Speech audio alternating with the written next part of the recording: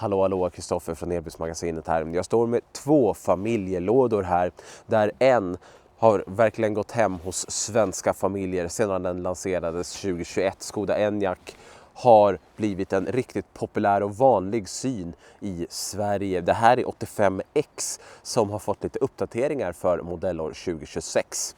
På andra sidan står vad som skulle kunna bli nästa storsäljare, Kia EV5, också en familjelåda som vill ta tronen från Enyaq.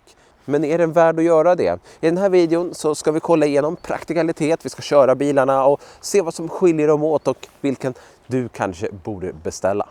Avsnittet presenteras av Carla.se som köper och säljer begagnade el- och laddhybrider online. Just nu kan du göra Sveriges bästa elbilstil på en Mazda MX-30. Gå in på Carla.se nu och hitta din nästa elbil. Om vi börjar med tekniska specifikationer på Skoda Enyaq så är det här som sagt en 85X. Där X står för fyrhjulsdrift. Vi har ju också den vanliga 85an som är enbart bakhjulsdriven. Jag försökte få den till det här testet men tyvärr så har inte Skoda den i sin pressflotta. De har bara den fyrhjulsdrivna. Den har ju också stora feta däck här som naturligtvis är tillval. Men startpris på Enyaqen, det är 569 000 kronor. Vill man ha den fyrhjulsdrivna då landar vi på 604 000 kronor. Det man får då är en fyrhjulsdriven eller bakhjulsdriven drivlina på 210 kW eller 286 hästar. Det är alltså ingen skillnad om man tar den fyrhjulsdrivna eller den framhjulsdrivna. Det är alltid samma effekt och den gör 0-100 på 6,7 sekunder. Batteriet är på 77 kWh netto och om du väljer den bakhjulsdrivna då har vi en WLTP på upp till 571 km medan den fyrhjulsdrivna här landar på 546 km. När det kommer till EV5 så har vi ju än så länge bara fått den framhjulsdrivna versionen, men vi vet ju att det kommer en fyrhjulsdriven här i slutet på året som är med vanlig GT-line och så att inte den här sportiga GT-versionen. Och vi har ju siffrorna där så jag tänker att vi pratar om dem också här så att vi får en rättvis jämförelse. Som jag sa så är ju EV5 framhjulsdriven. Vi har en motor på 160 kW eller 218 hästar. Väljer man den fyrhjulsdrivna så kommer man ha en motoreffekt på 195 kW eller 265 hästar totalt. 0-100 kommer vi vara på ungefär 8,6 sekunder för den här framhjulsdrivna medan den går strax under 8 sekunder för den fyrhjulsdrivna. Batteriet är densamma på 78 kWh netto och du har en WLTP på 530 km med den framhjulsdrivna och 505 km med den fyrhjulsdrivna. Det gör ju att Skodan här, den kommer ju vara mer energieffektiv, eller på pappret är den mer energieffektiv om inget annat. Det är liksom lite svårt för mig att testa det idag eftersom det är olika motoralternativ och som vi ser det är betydligt mer gummi på de här däcken än vad det är på Enyaqen där borta. Så det är inte riktigt rätt att jämföra dem. Men på pappret så har den där något längre räckvidd trots ett något mindre batteri jämfört med EV5. Men vi kan också konstatera att EV5 är en högre bil. Det är ingen tvekan om saken och det märks framförallt när man sitter i den. Men så långt har vi inte kommit än. Först ska vi prata lite om laddning. Enyaq är lite lustig när det kommer till laddning. Vi har laddporten här på passagerarsidan bak och när vi tar en titt på den bakhjulsdrivna då kan vi ladda upp till 135 kW medan den fyrhjulsdrivna här kan ladda upp till 175 kW. Men båda är fortfarande 10-80% på 28 minuter och snitteffekten är 120 kW. Man har alltså lekt lite med laddkurvan för att göra den mer säljbar. Det är det enda jag kan tänka mig. 135 kW, det slår inte så häftigt. Men om det står 175 kW, då är det lite coolare. Sen att det är exakt samma tid och att det blir samma snitteffekt i slutändan, det kanske inte är lika viktigt. Det syns i alla fall inte lika bra på försäljningspapperna. Men det är värt att känna till att det är samma sak. EV5 är lite mer densamma oavsett drivlina. Vi har 11 kW AC-laddning och sen har vi 150 kW i DC-laddning. Vi har också en elektrisk laddlucka på EV5 här. Och den här kan ladda 10-80% på 30 minuter med en snitteffekt på 115 kW. Så något långsammare än Enyaqen där också. Det som vi har här däremot är ju både vehicle to load och vehicle to grid möjligheter, medan vi på Enyaqen bara har vehicle to grid möjligheter via DC-porten, vilket gör att vi behöver ha ganska dyra laddare. Här hos Kia så är det ju inte igångslaget än, eftersom de kör via AC, och där har vi liksom inte löst det än.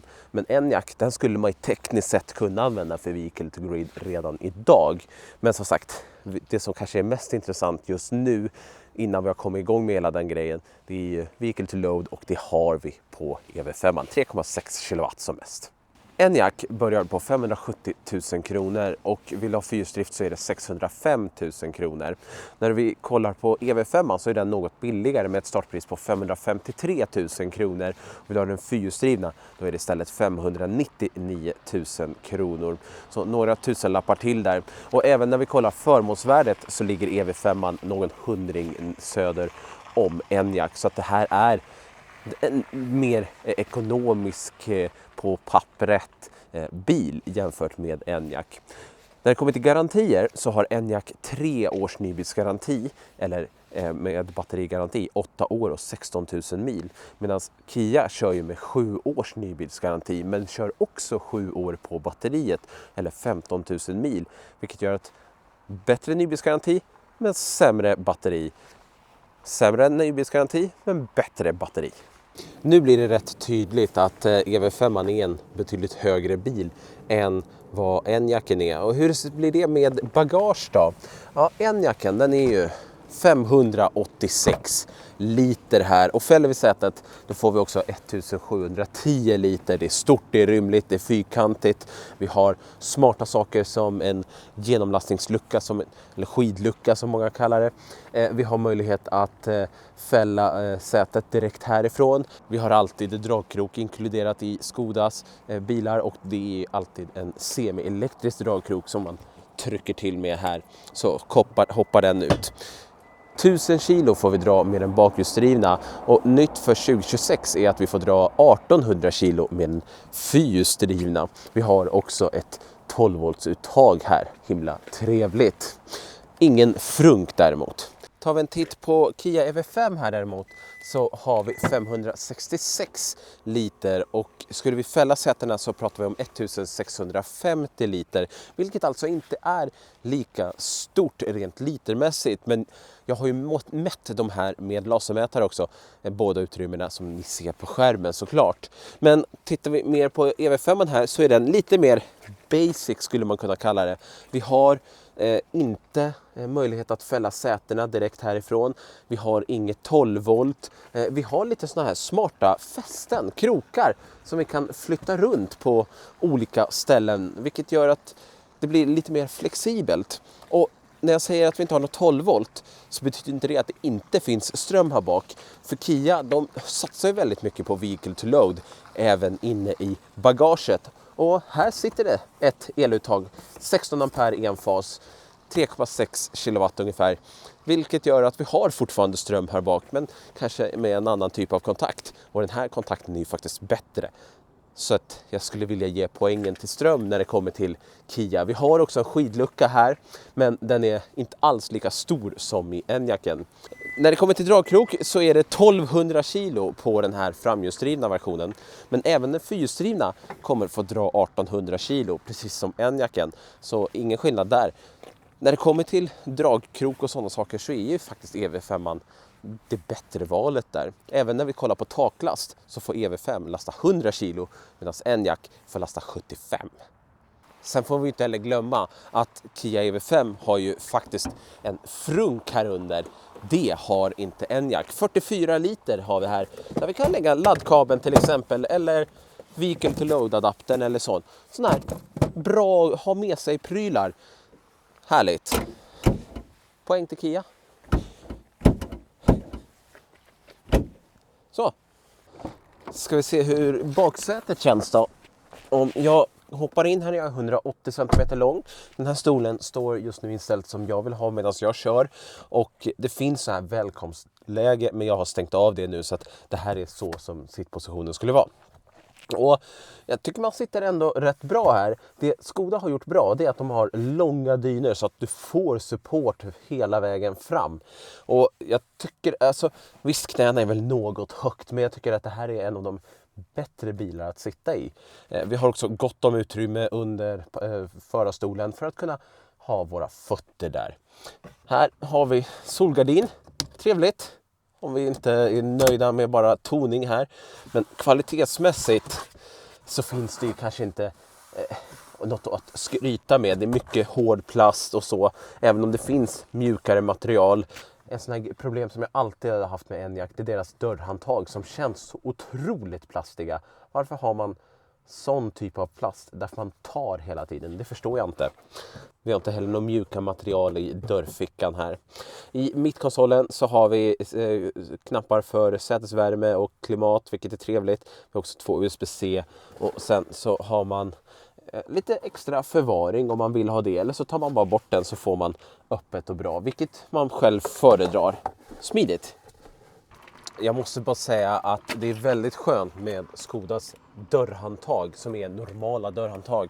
Medan Kia jobbar mer med sina pop-ut modeller här. Jag är inget fan av dem, även om de funkar. Hur är baksätet då? Jag upplever att det är större här bak. Det känns som att det finns mer plats. Jag är fortfarande 180 cm lång, men takhöjden är ju en märkbar skillnad. Jag tycker också att det är lite mer utrymme så här allmänt. Och här märker vi att vi kanske inte har riktigt lika långa dyner, men tycker ändå att det funkar rätt bra här. Det vi kan göra i Kian här är att fälla sätet ganska långt. Och sen så naturligtvis upp också. Så. Det är ändå inte helt fel. Kanske mer intressant om man behöver lasta än om man ska ha någon sitta här bak. Då kanske man vill ha mer naturligt. Vi har ingen solgardin här. Det får vi inte. Vi har fortfarande hårdplast, precis som i Enyaqen, men jag upplever att det inte är samma typ av billiga plast. Det känns liksom bättre. Det jag tycker är synd hos Kia, det är att man har valt en blank plast istället för en matt plast, vilket jag personligen tycker ser lite billigare ut. Jag hade gärna sett att man körde på den matta som man har i till exempel Kia EV6 och så vidare, men vi får blank plast här. Den fortsätter också i mittkonsolen där vi har ventilation, klimat, så. Rumpvärmen har vi på dörren för att det ska vara enklare att nå. Och precis som i Enyaq så har vi förvaring här bak, men i form av ett bord och lite sådana saker här också. Vilket kan vara kul eller något. Jag vet inte. Men vi har fortfarande gott om plats. USB-C sitter ju på stolarna här, väldigt smidigt. Bra baksäte. Jag trivs här bak. Här i framsätet på Enyaq så ser det ut som det alltid har gjort på Enyaq. Vi har en mittenskärm här som har fått sig en rejält med uppdateringar under årens lopp. Nu har den till exempel Spotify. Det är nytt sedan bara någon månad tillbaka när jag spelar in det här. Ratten ser ut som den har gjort sen från första början, och jag tycker att det är helt rätt. Varför förstöra ett vinnande koncept med fysiska knappar och scrollhjul och sådana saker. Skärmen framför föraren är ganska liten. Jag tycker alltid att den har varit lite för liten. Det som räddar upp det i de här pressbilarna som jag ofta kör är att de är högutrustade och har head-up-displayen. Men om jag inte hade head-up-displayen, då skulle jag tycka att den här skärmen är lite väl i minsta laget faktiskt. Vi har en radda med knappar här, och då är det framförallt för att komma snabbknappar för att komma till, måste jag starta bilen. Om jag gör så där. Om jag trycker nu så är det mest snabbknappar för att ta sig runt i systemet så att säga. Inte för att faktiskt göra någonting. Värme i rutorna. Vi har mobilhållare här, 2 stycken, men bara en är med trådlös laddning, och sen längst in där har vi 2 USB-C också. Mugghållare med en ganska smart grej där vi kan bestämma hur vi vill ha storleken på de här mugghållarna, om vi tycker sånt är roligt. Och sen lite förvaring, växelväljare, ytterligare förvaring. Skoda har ju inte valt att flytta upp det här, utan här uppe så har vi vanliga spakar som vi alltid har haft, det som sköter vindrutan och sådana saker. Och sen på den här sidan Den vänstra sidan så har vi en spak som sköter farthållare och sådana saker.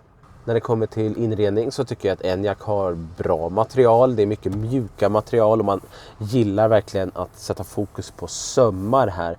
Och även när vi fortsätter här så är det mjuka material och även på dörren så är det mjukare. Det är inte stenhårt som vi hade i bak till exempel. Men sen när vi kommer hela vägen ner här till dörrfickan, då är ena sidan också tygklädd, vilket är trevligt, något jag uppskattar. Men precis som jag sa i bak så har vi ju handtaget här som är fruktansvärt och jag förstår inte igen varför man har valt att göra på det viset. Hoppar vi över till Kian här så är det mer kliva in i den här än vad det är i Enyaqen. Det här är en högre bil och det märks. Precis som i bak så har vi den här blanka plasten som jag tycker tar lite över i mittkonsolen här och även på ratten, vilket är synd. Vi startar upp bilen så får vi se skärmarna också. Men övrigt inredningsmässigt så gillar jag det här. Jag tycker att det är snyggt med lite linjer här som gör saker och ting mer spännande. Däremot så har vi ju den här knappsatsen som vi har i alla Kior. Det är lite olika känsla i alla. Och här tycker jag att man har misslyckats fullständigt. För det är ingen feedback alls när du trycker på dem. Det ska ju vara touch. Men du får ju noll feedback. Jag tycker att Kia EV3 hade gjort det bra. Men det här är... Nej, det där tycker jag inte är okej. Däremot så är det väldigt trevligt med ett scrollhjul här. Vilket vi inte får i Enyaqen. Vi har också fysiska knappar för klimatet. Om vi tycker sånt är trevligt. Nu ska vi se så att jag stänger av det här också. Så. Längre ner så har vi 2 USB-C där ena USB-C:n kan välja om vi vill att det ska bara vara ström eller ström och data. Och sen har vi även ett 12 volt här också. Vi har mugghållare här uppe. Stor bred mittkonsol. Vi har en hållare för mobilen här också med trådlös laddning och sen har vi förvaring och sen har vi liksom ännu mer förvaring här nere. Personligen så här har vi en krok också, vilket jag tycker är en ganska snygg detalj också. Glad att jag inte missar den. Tar vi en titt på förardörren så händer det väldigt mycket även här. Här har vi den här blanka plasten igen, tyvärr. Men vi har alla kontroller som vi förväntar oss på en förardörrsida med speglar och rutor och allting. Men sen här uppe har vi också för minnet i stolarna, de elektriskt justerbara stolarna, men även värme, ventilation och värme i ratten sköts här uppifrån. Lätt att komma åt för mig som förare utan att jag ska behöva gå in i något menysystem eller så, vilket ju är skönt. Det är något som Kia också har som Enyaq helt saknar, även om jag inte är jätteförtjust. Om ni har sett någon av mina Kia-recensioner, jag tycker inte om Kia-system, men de har både ett pausläge och ett husdjursläge, vilket Enyaq inte har. Och det tycker jag är värt att lyfta upp när vi kommer till Kia, att de har faktiskt fokuserat på det och tagit fram lösningar som kunderna har efterfrågat, medan Enyaq har varit piptyst. Eller Skoda har inte sagt ett ljud om det under de 5 år som modellen har funnits. Och ska vi ta och köra lite då, men medan vi är på en parkering så tänker jag att vi kan lika gärna kolla B-läget här som vi har i Enyaq. Hur långt vi kommer 0. För det är ett problem med MEB-plattformen att den går inte hela vägen ner till 0. Nu ligger jag 4-5 km i timmen och rullar. Och det är så det är. Det finns inte riktigt elpedalsläge hela vägen ner till 0 km i timmen. Tycker man eller bryr man sig inte så är väl det lugnt. Då kan man använda sig av D-läget här bara. Så fungerar det som vanligt. Just nu är den på automatisk att den sköter det. Men jag har också paddlar bakom ratten som tillåter mig att justera regenereringen. Vilket är smidigt om man tycker om lite olika inställningar. Jag som föredrar ständigt hårt, men jag lägger i B-läget. En kritik jag ibland kan läsa om Enyaq är att den kan kännas lite svampig i komforten. När det kommer till chassi på Enyaq så kan det ju finnas ganska många olika typer av chassin. Det gäller ju alla MEB-bilar, ID-bilarna från Volkswagen och så vidare och Tavascan och så. Vi har ju först vanligt standardchassi. Vi har också ett sportchassi som är lite hårdare, lite fastare. Och sen har vi ett DCC-chassi och ett DCC-chassi. Och DCC står för Dynamic Chassis Control. Det betyder att jag kan gå in och ändra lite hur jag vill att dämparna ska jobba eller fungera. Vilket gör att nu när jag ligger i komfortläget här och ligger och myser så kan bilen nästan ibland kännas lite svampig. Och då kan jag istället gå ner till mode här och så kan jag välja sport. Så styvar den till sig, blir lite mer, man känner vibrationer på ett helt annat vis så. Men den här svampigheten, om man ska säga så, den försvinner. Och det är lite olika vad man föredrar. Jag föredrar Sport DCC-chassit. Sportchassit tycker jag blir alldeles för hårt. Men när man får Sport DCC som man får på Enyaq RS eller Volkswagens ID GTX-bilar eller så. Tavascan VZ tror jag har det också. Det är liksom peak för mig. Men det är alltid lite olika vad man föredrar där. Föredrar man en lite mer mjukare bil, ja men då kan man ju gå till komfortläget i DCC här eller bara skippa DCC också. Så får man lite mer mjukt och skönt. Vi har ju spaken bakom ratten för att sköta alla förarassistanssystem. Så nu har jag lagt i Travel Assist och vi har 5 olika steg på den adaptiva farthållaren som jag tycker fungerar bra. Jag tycker att den bromsar in mjukt när den behöver, gasar när den behöver och är allmänt skön att åka med, skulle jag säga. Vi har även Travel Assist, alltså styrassistenten. Travel Assist är ju Volkswagens språk för att säga det. Och så även Skoda. Och jag tycker det fungerar riktigt, riktigt bra. Nu ligger vi ju på en väg här med tydliga linjer och bilen gör ett superfint jobb. Men jag har ju också kört längre med den här bilen och Travel Assist är ett av de bättre systemen i branschen skulle jag säga. Här på lite mindre vägar så blir det mer tydligt skillnaden på DCC och olika inställningar. Just nu ligger jag i komfortläget och det är lite svampigt är ett hårt ord tycker jag, men jag förstår att man kallar det.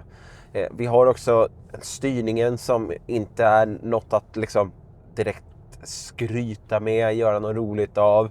Det vi har möjlighet att göra är som sagt att gå ner till mode här och välja sportläget för att styva till saker och ting. Och här märker vi ju på ännu tydligare hur det blir mer hoppigt så.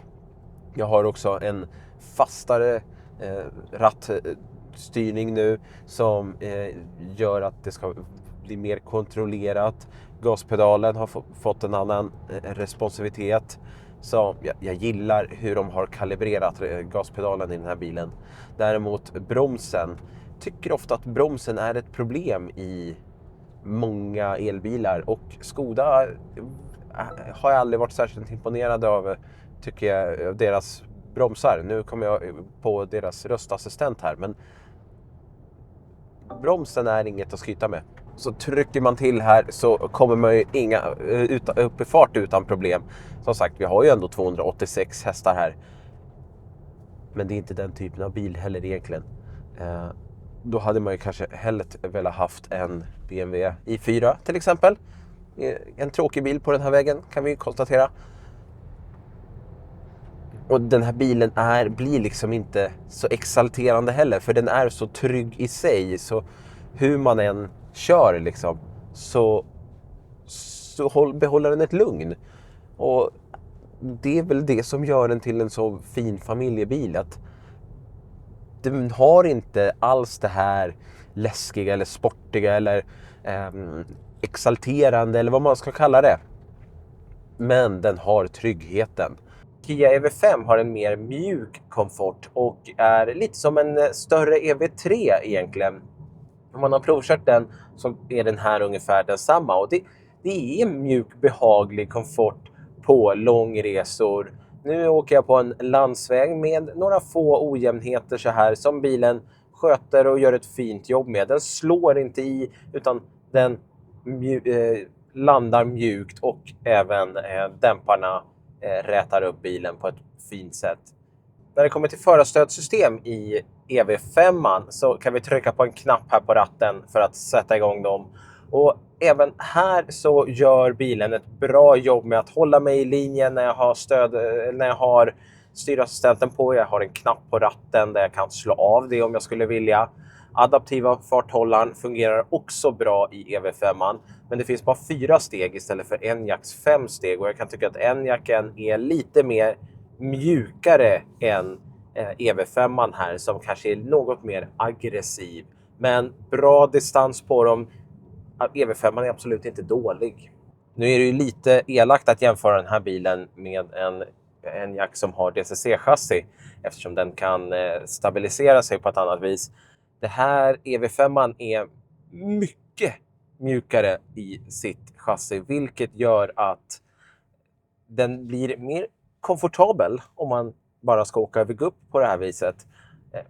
Pratar man mer aktiv körning så har förloraren här stort, just eftersom det är en högre bil, vi har en högre tyngdpunkt och den mjuka fjädringen gör bilen väldigt, väldigt svajig. Jag skulle mycket hellre sitta i den där Model eller i en Skoda Enyaq om jag skulle vilja köra lite mer aktivt.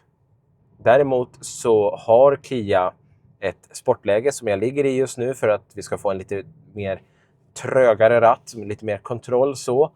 Och framförallt så har man justerat kalibreringen i gaspedalen och där tycker jag att man har gjort ett bättre jobb än i Enyaq.